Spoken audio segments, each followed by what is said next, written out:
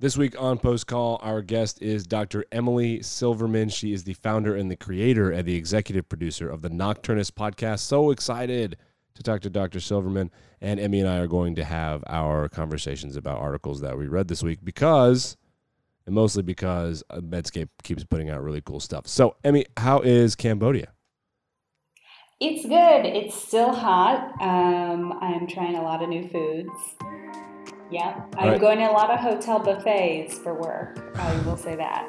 I never thought I'd do that. Oh, well, how is the food? I watched the Netflix documentary series about Asian street food and like Cambodia and Japan and China and all these different places. It seems like a lot of stuff that I just didn't even know existed. Oh yeah, delicious. But I haven't tried a lot of the street food because I'm waiting for my, intestinal system to adjust. I imagine there are a lot of parts of adjustment, including right now we're recording 11 hours apart, which is still crazy to me. Yeah. All right, so this episode of Post Call Podcast, we have Dr. Emily Silverman coming up later, which is awesome. She is, we've had podcasters on in the past, including Mark Shapiro, who has explored the space. This is one that I've been kind of idolizing for a while. It's like a beautiful rendition of storytelling in medicine. It reminds me a lot of, for those of you who are podcast and YouTube nerds, I forget the name of it. It's the one about that have people just read their diaries. It's a live event in San Francisco where people tell their stories, and it's also published as a podcast. So it's really great, and it was a great interview. I'm really excited. Great. Is that the one where they read their journals as yes, a kid? Yes, the Mortified Guide. Yes, that's what it's called. I mean, yeah, that's a little different than like your diary. That's no, these hilarious Yes, stories. Yeah. What I mean is that it's live.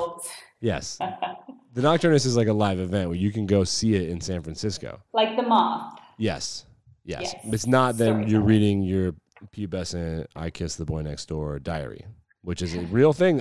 Which is also hilarious. Yes, that's a great. I binge those hard. Those are so great. You should definitely check out that podcast. They make me cringe. Yeah. I know, but isn't it so awesome? Isn't it awesome? Doesn't it make you remind you of AOL Instant Messenger?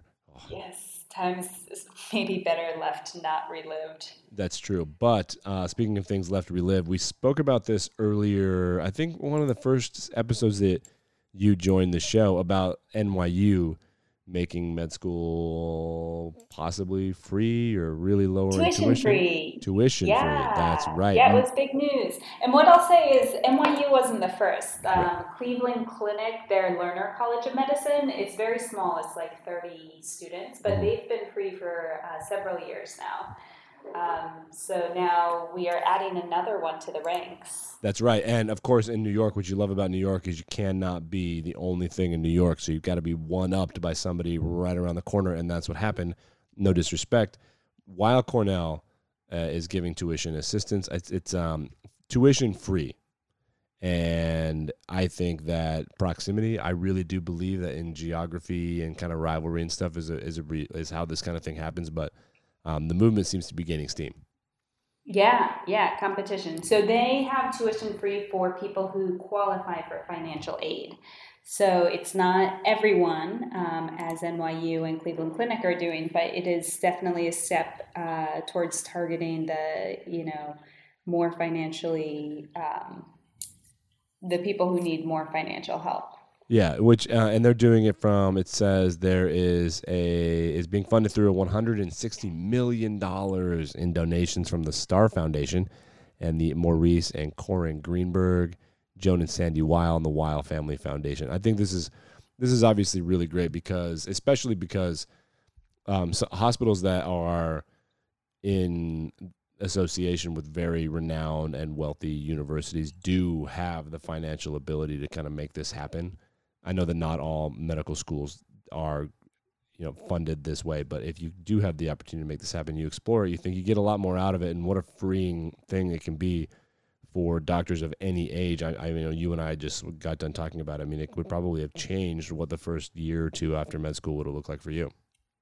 Yeah, definitely. A lot of people, choose jobs based on their loan status. And for me, I did primary care, which isn't the most lucrative field, but it is a shorter training than some of the more lucrative fields. And I worked in an area with loan repayment.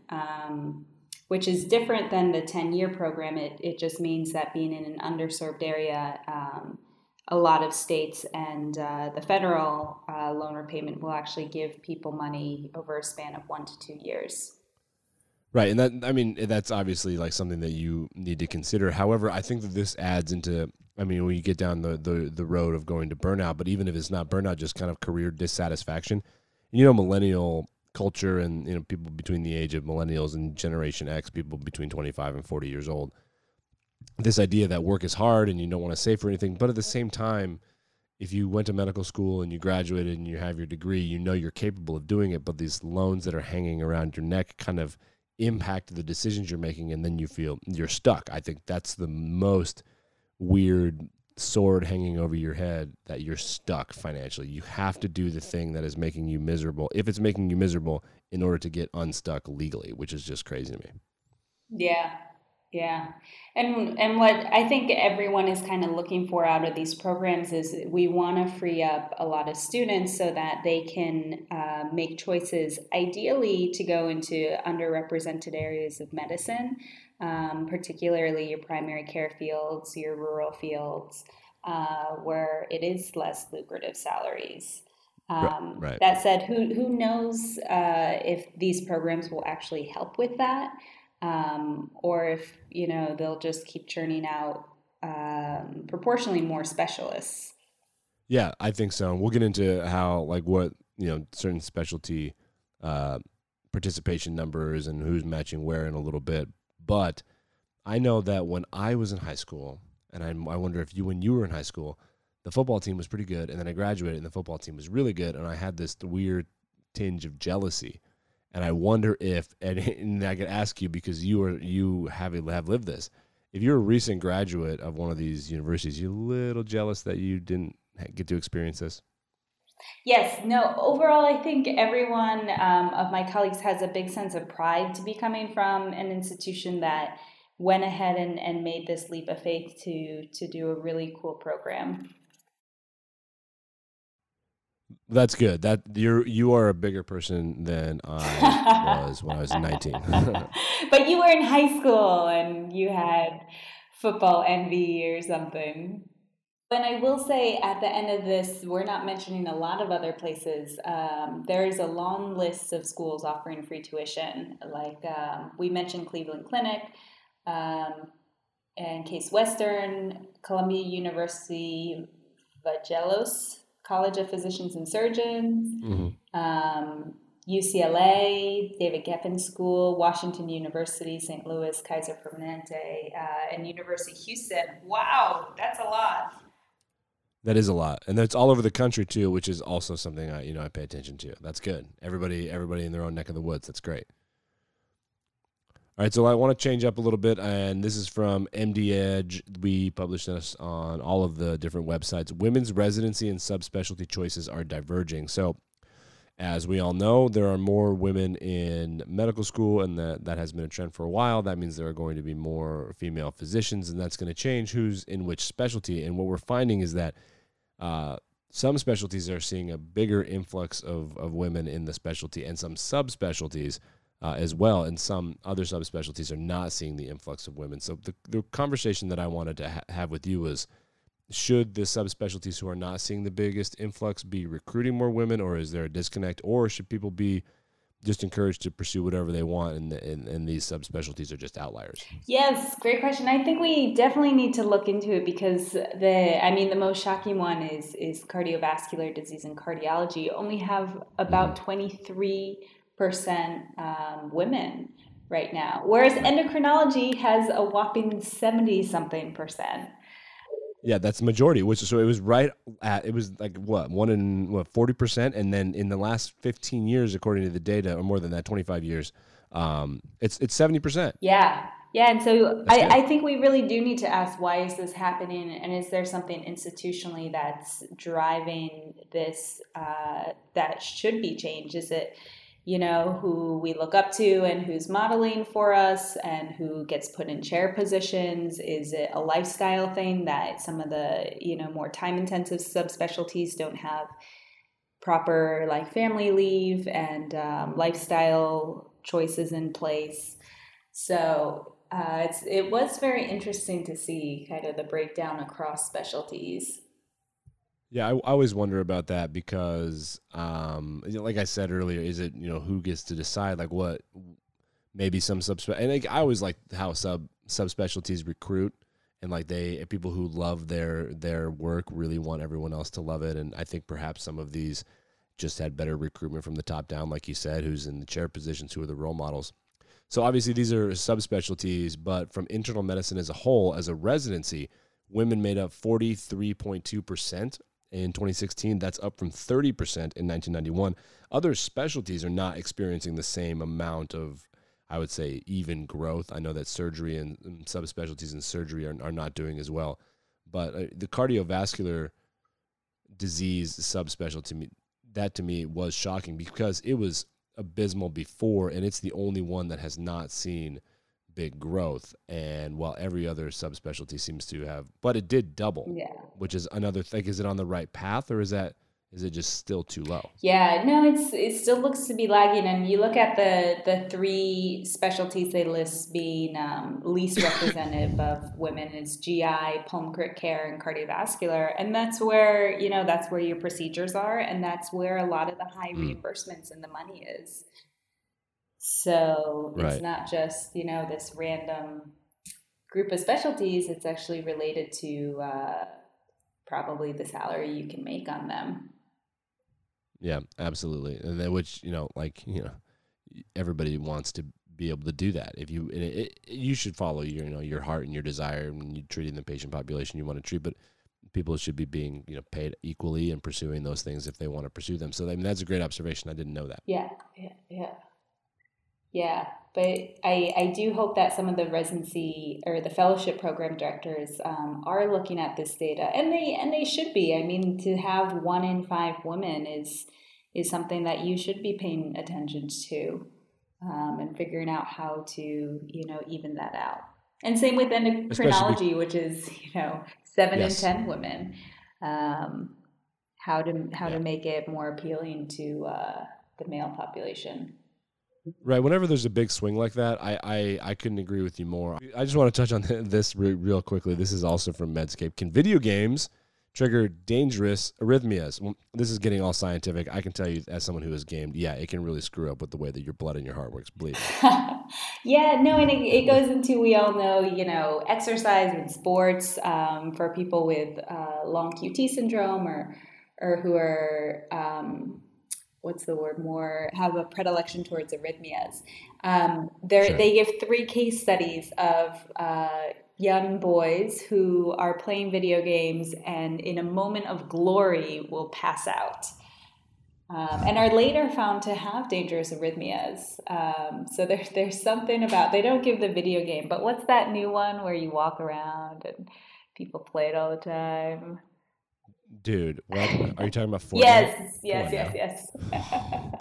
yes. That's so funny how you just like the person who won Fortnite made more money than the 2 people who won Wimbledon. It's Emmy, crazy. Yeah. get with the I was times, hoping you doc. pick it Come on up. I'm now. like that video game that people Oh yeah, play. no. I wanted you to. I knew exactly. I almost jumped in and just said it, but I kind of just wanted to sit and let you revel in silence for a second. Yeah, yeah. So, yeah, no, it's That's incredible. and Where it's the not people to walk say if you around. have a heart condition that don't play video games, but maybe this is another place where you can identify early arrhythmias and Yeah, treat it's a them. it's a diagnostic clue. If like this, what a weird thing. Like, oh, I pass out when I play video games. Well, maybe that should set off some alarm bells. Yeah, yeah. So, And now you're just really excited because I feel like when I watch sports and I'm way too into it, I feel like if there was someone here taking my blood pressure, it would be occasionally a dangerous situation. yes, yeah. So I want to introduce our guest, Dr. Emily Silverman. She created the Nocturnists podcast. If you're listening to this, that means you're into medical podcasts and you probably are already familiar with it. If you're not, you should be, and it won't take very long. It's one of the most popular ones in the medicine space. And as we mentioned before, it's a live event where people tell their stories about being in medicine. It's really beautiful and really well done. Like the design work here, Emily took her time and she really, really crushed it. Yeah, I am so excited. I downloaded a bunch to listen to on the plane today. Yep. Did you? Yep. Where are you right I'm in now? Cambodia, but I'm going to go to Bangkok. for a conference. Oh, So man, it must be yeah, nice. easy peasy. Must be nice. Yeah, so it's the show. It comes in 2 seasons, and you can apply. There are scholarships and there are live events if you're going to be in New York or San Francisco in the coming in fall and winter. Just as a little tease, so you stick around for the interview. There are events that you can go to, and if you want to have your story on the show, you can apply and send information and try to figure out how to do that for season 3 or season 4. So it's really good. I'm really excited about it. Well, I'm excited about it to get you excited about it, but it was a great interview. She is awesome. I'm so excited to hear her story and learn about the woman behind this thing. And if you are a listener of the Nocturnists, this will be a good opportunity for you to kind of have your fandom out and meet the person behind the magic. All right, let's do it. So coming up after this, my interview with Dr. Emily Silverman, and Emi is going to be globetrotting. She's going to be in Bangkok, and then she's going to Oslo, and then she's going to Tucson. Is that No, true? you're just making this up. No, I just made that up. I will be in Rwanda in a few weeks, but we'll be chatting from there. Rwanda. All right, that's true. We will be. All right, Dr. Okamoto, I really appreciate it.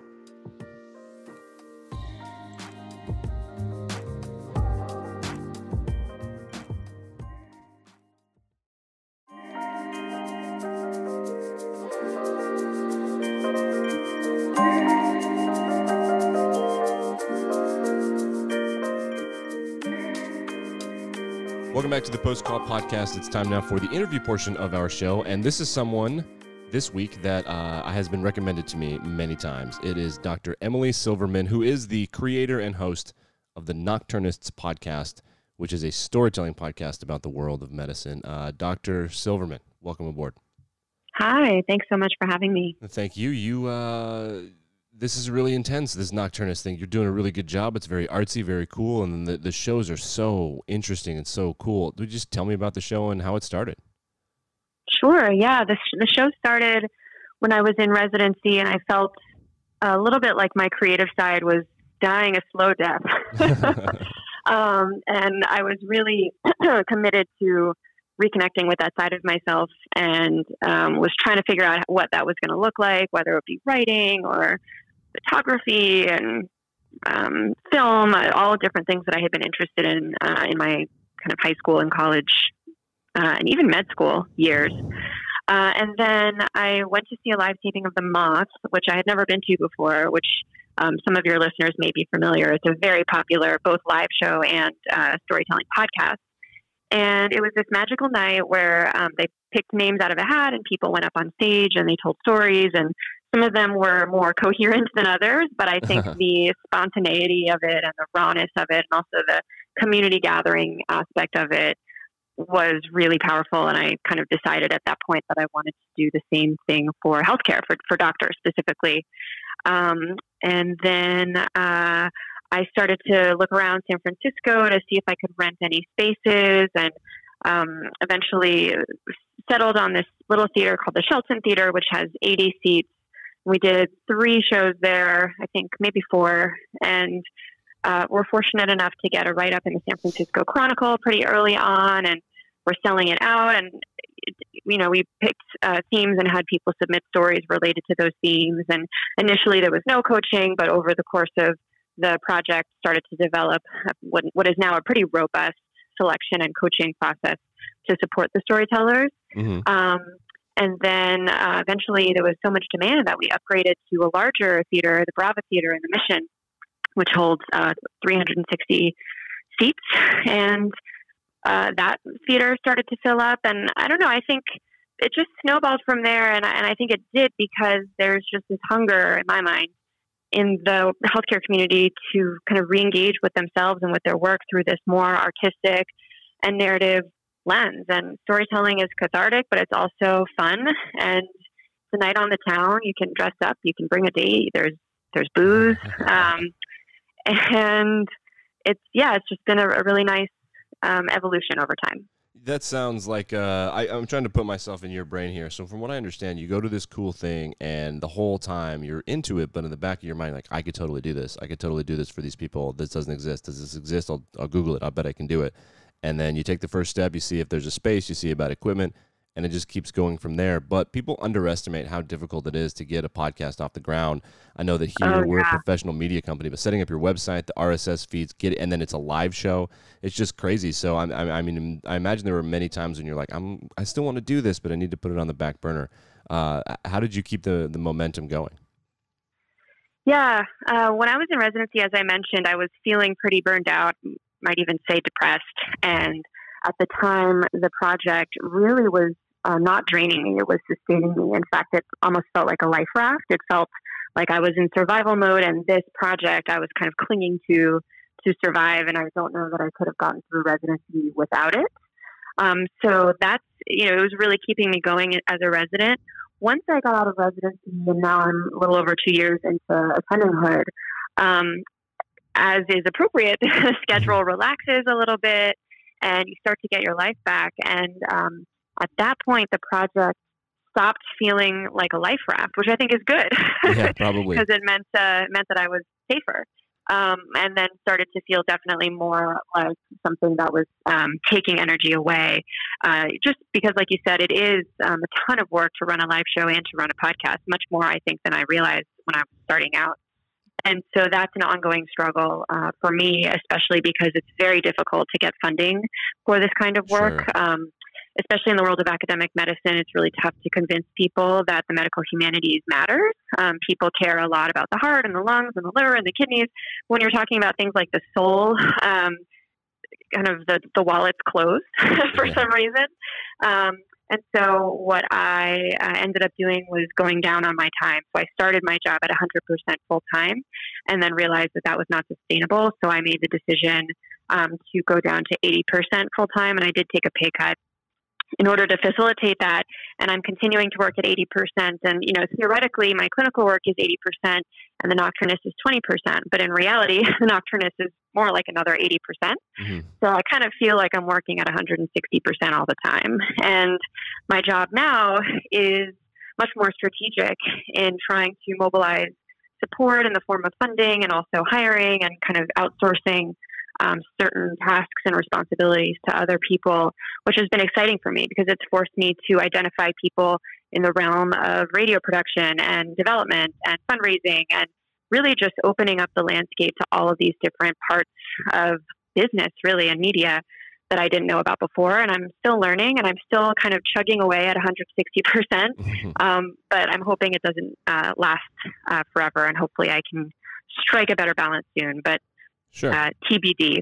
Yeah, of course. Well, I mean, I feel like if you put your sweat and your tears and your blood, and you said it was your life raft, I imagine that there is clearly like a cognitive connection to what it is and what it can do for people, but there's also clearly an emotional connection to you. So do you feel like you're going to get into a place soon where you can kind of let your baby go to college? I would love to. It's interesting. I got this wonderful piece of advice from somebody actually who in the School of Medicine at UCSF. Her name is Anna Chang. And she said to me, you have to build something, but then set it free. You have to build something, but then invite other people into that space and into that project and have them continue to nurture it to the point where if you, God forbid, got hit by a car or something dreadful happened, that your baby and your project would not die with you, that it would live on in the form of these other people kind of continuing the work that you had done. And so that was something when I heard, especially as somebody who I think, like a lot of us in medicine, tends to fall a little bit more on the perfectionistic side of things. Sure. It's very easy just to think to yourself, like, well, I'm just going to do it myself because I like to be in control. But if that's the case, then if something happens to you, the project dies, and then you have failed the project. So what I'm looking for is, to find really amazing, bright, intelligent, passionate people to bring onto my team, and then to kind of slowly start transferring some of the institutional knowledge onto them so that I can, kind of rise up to more of a supervisory role. Sure. And then, who knows, maybe in 5 to 10 years, I do step away and it lives on in my absence. I don't know, but that is a very slow, gradual process that I'm still learning about, and it's tough. Yeah, you're basically running a business that doesn't make that much money, if I'm not mistaken. No offense. Exactly. Yeah, and I think that's the nice thing about the live shows is that, people pay Right. the price of admission. They buy a ticket and they sit in the chair. With a podcast, I mean, I just am shocked by this whole podcasting universe where you pour all of the time and energy and money, there's equipment, there's talent, there's editing, there's there's post, and to make this like beautiful, shiny podcast episode, very expensive. And then people just post them for free. It's a horrible business model. But if you put it behind a paywall, no one listens. And if you have enough listeners, you can run ads, but that kind of changes the tone of the thing. And if you're lucky, you can get grant funding or individual donors to support you. But for anyone listening, if you want to get rich, a podcast is not the way to do it. Well, thank you for that. Yes, I'm well versed in exactly what you're talking about. I will say that right now, if anybody is interested in starting a podcast, there are a million reasons to do it and a million reasons not to. I think that medicine is in a unique space because you're at 160% yourself. There's so much time that people who are in professional healthcare don't have, and listening to anything that can be either educational or cathartic or anything to do with your profession for a group of people who are stretched pretty thin. Podcasts, there is a real need and a desire, and we know that. How many professors and colleagues do you have that have been taping lectures and listening to them on their own for decades as it is? So I obviously want to encourage anybody that wants to start a podcast in medicine or healthcare, definitely do it. It's really great to know that everyone has something to say, and a lot of people want to listen to it, as is evidenced by this show existing and by the Nocturnists existing.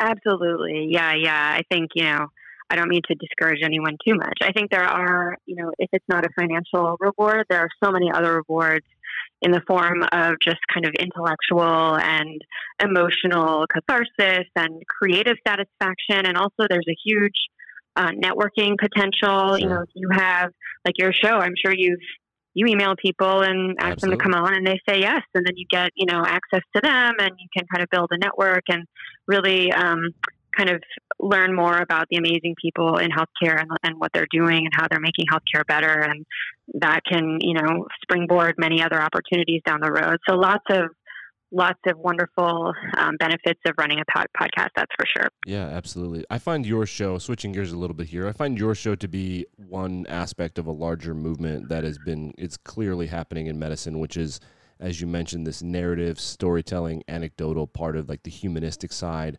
There are big Twitter accounts, people that have been on this program. We know that there are poetry and prose editors now in major journals.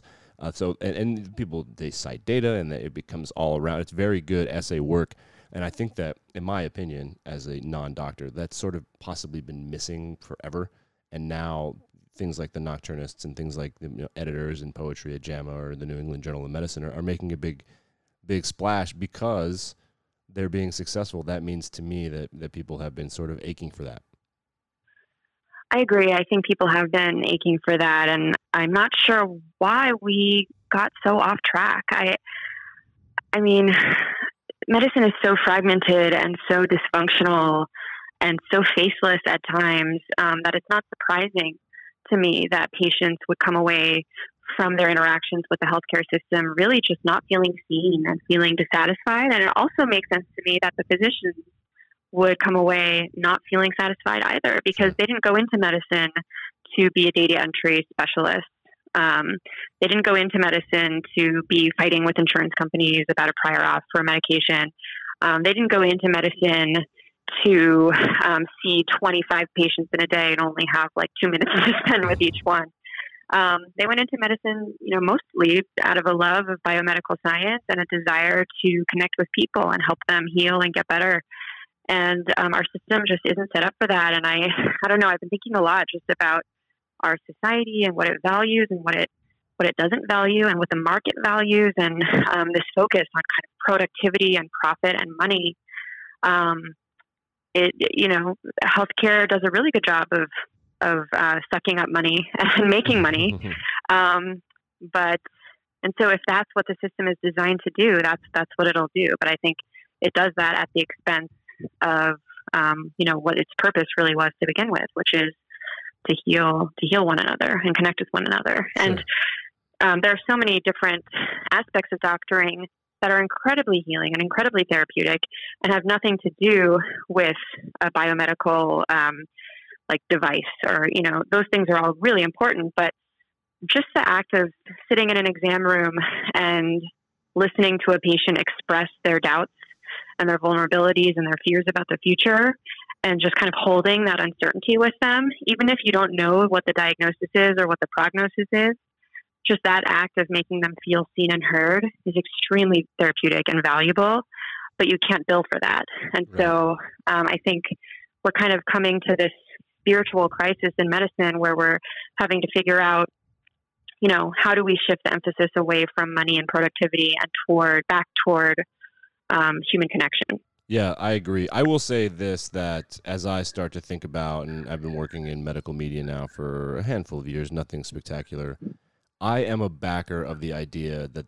business side of medicine can make improvements because business is such a tool in the real world. We know that the demand for television makes better TVs, but the difference is that, and where it gets tricky is that I don't have television insurance as a requirement to purchase a TV because it's so much cheaper. And I mean, a television is not the same thing as being healthy for sure. But I like that this conversation is happening in such an intense manner now, because I think that everyone's on the same page, that no doctor or nurse or anybody that wears scrubs or is in a lab in and day out started doing that because they didn't have anything else to do. Everybody did it for a very humanistic reason.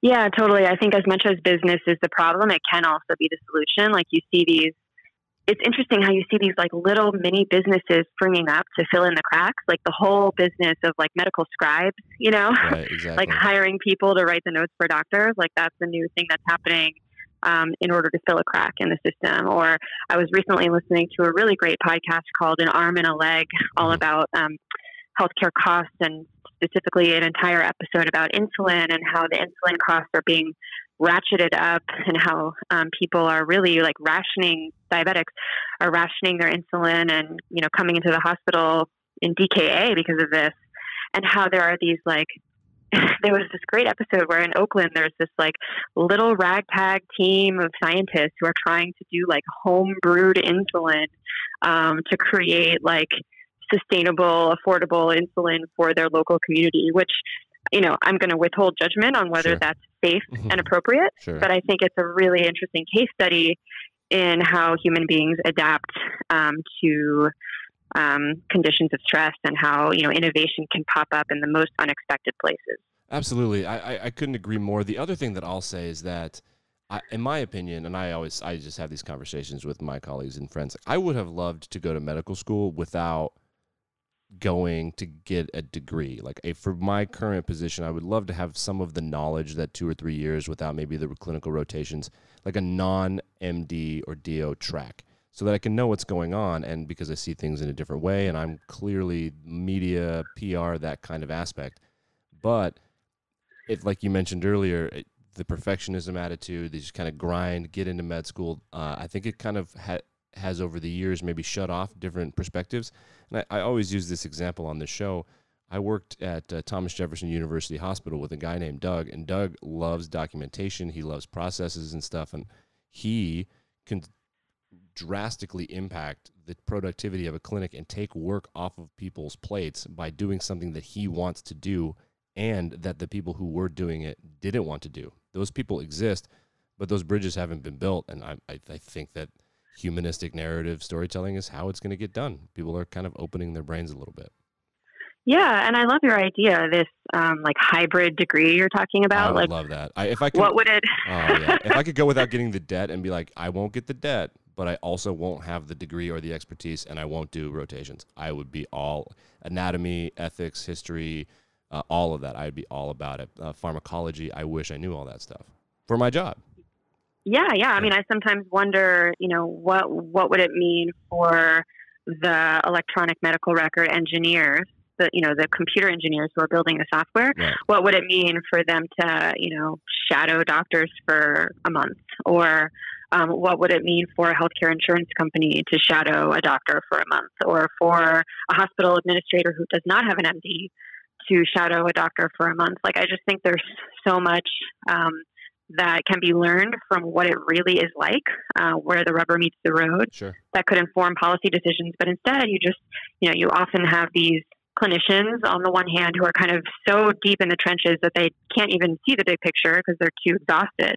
Mm-hmm. And then you have these other people who are building the healthcare system who don't have usually much clinical experience. And I think when you can find somebody who, either has an MD but has pivoted into the business world, or someone who is in the business world but somehow has figured out a way to gain exposure to the realities of the clinical workplace, like there's a middle section of that Venn diagram, I think, that could be filled in. Yeah, and I will contend over and over again that I think it's things like, the poetry editors and your podcast that are doing that. In journalism school, I learned one concept that was repeated over and over and over again by my favorite professor, and he always said, people were trying to write novels about, the economy and all this. Stories are about people. Well, medicine is about people as well, and everything else becomes secondary to that. Yeah, I agree. And, listening to a story is like sitting in a flight simulator. So if you don't have the time to go to medical school, listen to the Nocturnists. And which is available wherever podcasts are found.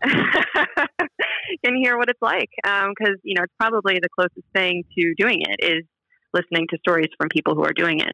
Yeah, I completely agree. So let's talk a little bit more about what the Nocturnists is. I'm looking at this picture of you, the Nocturnists, who we are, our team. Emily Silverman. It's a very artistic photo. You've got a little smirk. There's black and white photos of other people. There's a very artistic, I guess we'll call it a background image. It's got a Miami Vice kind of sunsetty feel to it. It's a patient in a bed. It's very hip and cool. It's got a brand. It's got a very palpable, holdable brand, and I can kind of feel your personality coming through here. How have you gotten people on board and expressed your vision? And when you listen to the show, folks, it is expertly produced, and the music and everybody telling their stories, it's very well done and thought out. So how did you come up with sort of the style, and how have people kind of adapted and brought their own stuff to it? I love this question, and I also love that you're calling out Miami Vice, which I hadn't thought about, but Miami is actually my hometown. So I saw that. Like, I don't want to give away your digits, but man, I know 305. Yeah. Okay. Yeah, 305. But look, I think in medicine, it's probably pretty easy to write off things like colors and shapes and things like that on a website. You could argue It's about the content, it's about the data, it's about the, what's inside. It doesn't really matter how you package it, but that's not true. And if you step outside of the world of medicine, everybody knows that there's a lot of psychology involved in what we decide to engage with and not engage with. And some of that has to do with branding and what story are you telling, even just through your imagery. And I think for me, it was really important when I was starting this project that it be stylish and beautiful. Medicine doesn't always have to be sterile and white and blue and ugly and shiny and cold. I was just rereading the novel House of God, which is a classic. Yes. And he talks about, I was in the hospital walking down the urine-colored hallway or like the bile-colored lobby, like even just the terminology he was using to describe the hospital was an ugly place. And I don't think it has to be like that. And so for me, it was really important to me that the live shows not take place in the hospital, that they take place in beautiful theaters, places where there's art and, details and music playing, and there's a bar, and it's a fun place. It's a space you want to inhabit. So that was really important to me. And everything down to, the music that's playing in the lobby when you walk into one of our shows is chosen very consciously. And then when it comes to the website, it was really important to me that we communicate a brand that was warm and inviting and mysterious. And I learned how to draw up a creative brief and summarize like who we are, what our mission is, and what kind of feelings we want to be evoking from our audience. And then I was able to find this amazing graphic designer. Her name is Lindsay Mound, graphic designer and illustrator, I should say. And she just picked up our vision immediately and turned around that gorgeous hospital image with the purples and the blues and the plants in the hospital room and the sort of ombre title. And I think that's really important because as soon as you hit the website, you know the type of organization that we are and what's important to us. And even the icon for our podcast, we wanted it to feel floral and feminine and beautiful, and not to have it just be like a block font with like a simple medical icon. So yes, I think all of these decisions are really important and really critical when you're trying to build an audience. Yeah, and it's so clearly well thought out, and you do have a talented team because these are they're trippy, they're works of art, they're very nice. Mm-hmm. But I wanted to switch gears on learn about a little bit about you. First, actually, last Nocturnist question: what the hell is a Nocturnist? So a Nocturnist is a doctor who works at night exclusively. Sure. And sometimes people ask, like, "Oh, is your show only available to night workers?" And what I tell them is, no, it's just a metaphor. And the reason I picked that name is because the shows that we started off doing were held in the evening. They were held at night, and it was doctors coming together at night to talk about things that we don't normally talk about and to celebrate our humanity, which normally we kind of keep shrouded under our white coat and we pretend to be these all-knowing creatures. And so for me, I just like the title The Nocturnist because it kind of had that feeling of nighttime and uncovering and mystery. Sure. And really it's meant to describe both our staff, but also our audience, right. The Nocturnists. Yes, so that was it's a very San Francisco small artsy theater name. Yeah. Okay, so let's learn a little bit more about this Nocturnist. As you mentioned earlier, you're from the 305 in Miami, Florida. You went to, I believe, Johns Hopkins. Is that right? Yes. So why don't you tell me why you made the decision to go to medical school, what motivated you, where you did your residency, and how you're in California? Sure, yeah. So I grew up in Miami. I was an only child.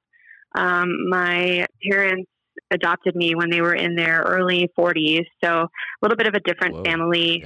Yeah. Older parents. And, they saw when I was really young that I was scoring really well on all my little tests and things. And they were like, she's smart. We should pour money into her education. And, they weren't doctors themselves. In fact, we didn't really have any doctors in the family. My dad owned a hardware store. My mom was an adoption social worker, actually. So adoption was a really big part of our family. And they worked their asses off. I remember in elementary school, I would stay till 5 p.m. and they would pick me up because they both worked. And were able to cobble together the funds to send me to a local private school, which was kind of like an Ivy League feeder private school. Really great school, which got me into Brown, which is where I went for college, and I loved it. I felt much more at home in the kind of brick world with the scarves and the hats and the boots at Brown than I did at Miami, where I always felt a little bit like a fish out of water. It just wasn't really my scene. And at Brown, I had always, since I was a little child, very been interested in the body and medicine, and had talked about being a doctor ever since I was in kindergarten. And when I got to Brown, I went through this crisis where I was like, well, do I actually want to go into medicine, or do I want to pursue a career in the arts? And I decided to major in history of art and architecture, and I even took an internship at an art gallery in New York for a summer. And then after that, realized that I didn't actually want to be in the art world as my profession, that I wanted to keep art more as a side interest. And I think part of that was the art world that I saw in New York was really confined to the 0.01% of the population, very, very rich. And medicine, it seemed, opened up many more opportunities to help and interact with people from different walks of life. And it just felt richer and, it would be more satisfying to me. So I was a little behind in my pre-med requirements because of this decision. Had to stay over a summer and do my physics courses, and then took a year between college and med school did some traveling, and then landed at Johns Hopkins for 4 years, where I got a really excellent medical education. They prepared me really well for my residency, which I did at UCSF, and I've been out here ever since. So do you think, would you make the argument to someone who's considering a career in medicine that perhaps either a business or artistic path in undergrad might be more advantageous than something in biology or chemistry?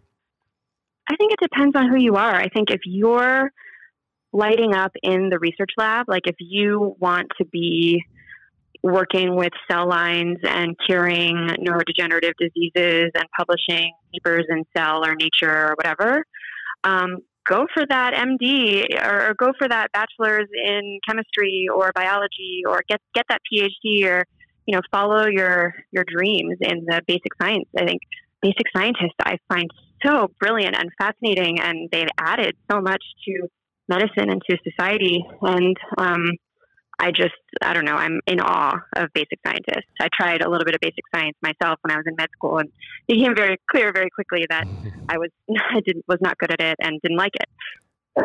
Well, you are, okay, go ahead. But if you're more of a, you know, poetry, literature person, and you're more interested in the human story and human connection, or if you're more interested in kind of societal level things like psychosocial determinants of health or laws and healthcare policy, I would say major in economics, you know, major in whatever that you're interested in. I think what I do see sometimes is people who are more interested in the humanities or in subjects like economics, who feel pressure to paint themselves as a basic scientist when they're not. And I would just caution, you know, people, don't take a summer internship at a basic science laboratory if you don't like basic science lab work. Find work in healthcare economics and policy, or find work in the medical humanities, and just do what actually excites you, and you'll succeed. Great advice for all of us. Listen to yourself, I think, is what you're saying. Yeah, and don't pretend to be something you're not. Sure.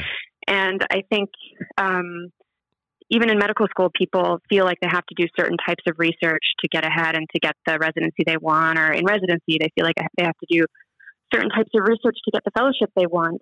And there may be some truth to that. You know, there may be that there is a game that you kind of have to play, but I worry that if you're playing the game too intensely, you're just going to end up unhappy, and you're going to end up in a program that is designed for the person you're pretending to be, not for the person who you actually are. And I wonder if your passion is actually like medical education and curriculum development, and you built an amazing portfolio in that vein, maybe it would make you stand out, and it would actually make fellowship programs want to recruit you more. And maybe if they look at your resume and they say, oh, we don't value this, maybe you don't want to be there anyway. Right, so right. That's kind of how I look at it, but it's easy to say, and it's harder when you're like immersed in the culture of like must do research, you know? Yes, sure. Like where the ends are sort of the goal and not the journey. So you're presenting yourself in a different way. I use this is kind of a basic high school metaphor, but you think that, you know, this person, wow, I really like them, and we would be the greatest senior couple ever, and then but like not, you really just didn't like each other. You just built this up in your head. Don't go for that person. Do your thing. Be yourself. And you never know. Maybe a podcast will end up being your lifeboat that turns into a really successful venture that's now sucking up all of your time. I mean, that's what happened to me. I tried to do this like ophthalmology, retina, basic science lab work, and didn't go anywhere. Or even in residency, there was a moment where I was thinking about applying in rheumatology, and I found this amazing rheumatology mentor, a brilliant woman and a brilliant researcher, and she studies a disease called ankylosing spondylitis. And she said, Emily, I have this amazing data set for ankylosing spondylitis. Like, we can look at it together, and any question you want to ask, any research study you want to do, like, you can use my data. And I just remember going home and thinking to myself, like, I don't want to do that. Yeah. And so that didn't go anywhere. And then, you know, when I started to build this little theater event, there was, and I think sometimes still is, this voice in my head that I'm not accepted in the academic medical world. But I don't know that that's true, because I've had more success with this than I have had with any other thing I've tried to do. So I think if you build it, they will come. Yes, if you build it, they will come. And if you're listening to yourself or listening to this and you're thinking, I'm kind of like that, I don't know if I'm accepted, and you have something to say, you can totally submit your story to the Nocturnists and maybe even participate in the telling of that story. There will be links in the podcast notes. And as we're recording this, the fall is after Labor Day. I don't really care what the equinox is. But as we're recording this, it looks like the Nocturnists are going to have the Nocturnists show is going to have a huge fall, and you have some live events coming up on both coasts, if I'm not mistaken. So why don't you tell me what the docket looks like as we close out here? Sure. So on Friday, October 18th, we have a live show in San Francisco. And this show is a little different than other shows that we've done because we have partnered with another medical podcast called Explore the Space, which is hosted by Mark Shapiro. Oh, yeah, guest on this show, for sure. In Santa Rosa. Yeah, and Mark's great. And, it's just something new we're trying out. What would it be like instead of having, just all stories? What if we had the first act of stories and the second act was more of a conversation? And so that's something we're testing out, and I'm really looking forward to that and really looking forward to working with Mark. And that's going to be at the Grand Theater at the Gray Area Space in the Mission District of San Francisco on October 18th. And tickets are actually on sale now, so you should snag them. And then we also have a live show coming up in New York City at the wonderful Housing Works Bookstore Cafe, which is this amazing institution that's a literary medical hybrid institution with a really interesting history of donating some of their profits from book selling to HIV/AIDS communities to help patients with HIV/AIDS get housing, hence the name Housing Works. Mm-hmm.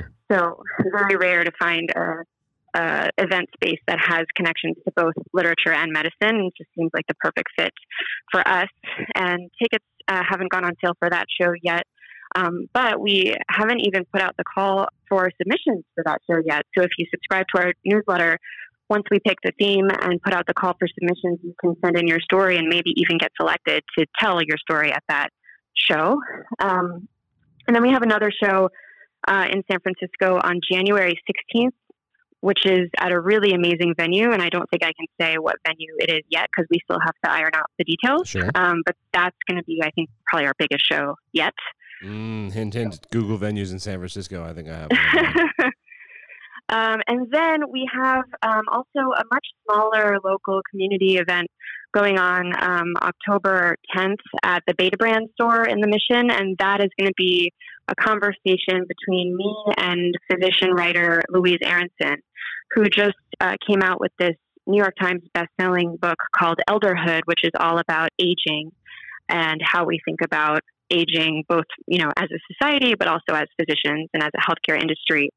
And so that's going to be a live conversation that we audio tape, and then we'll be releasing that as a podcast episode. So that should be really interesting too. A lot of exciting things happening. It's going to be a big finish and big start to 2020, big finish to 2019. So if you want any more information, I know this is a podcast, and if you're driving or working out or whatever, you can find all of this via multiple links that are available in the show notes. They are in chronological order, and there will be timestamps when you can re-listen to it as well. Dr. Silverman, I really appreciate you finding the time. It took us a while to nail this down, but through some bi-coastal work, we figured it out. So thank you so much for coming on the show.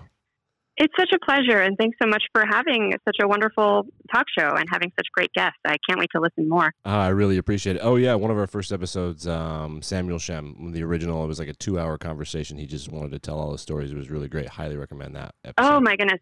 I know what I'm listening to later as I walk to my doctor's You'll appointment. Forgive me for the early oh, yes. You'll forgive me for the early poor audio quality. I was learning. Oh, same here. If you listen to season 1 of our show, we have the same issue. It's all a growth. Yeah, we're all trajectory. We are all in this together, aren't we? Yes, we are. All right. Thank you, Dr. Silverman. I really appreciate it. You too. Take care. Bye-bye.